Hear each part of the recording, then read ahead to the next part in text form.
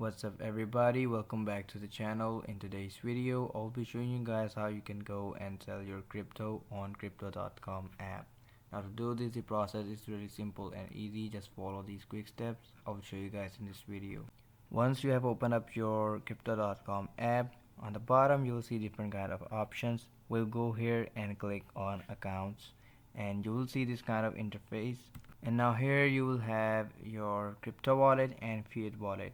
In this video we'll transfer money from crypto wallet to fiat wallet. To do this, simply select the cryptocurrency you want to sell. Here I have two currencies right now currently available, so I'll just go and click on one of them. Once you have selected it, simply go and click on the sell button. In this case it's Bitcoin. Now once you're here, there will be two options provided to you guys, crypto and cash.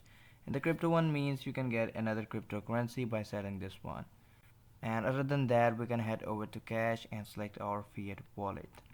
Once you have selected it, check in the details and click on confirm button.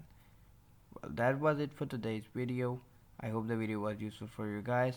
Don't forget to like, subscribe, share the video. I'll see you guys in the next video. Take care. Bye bye.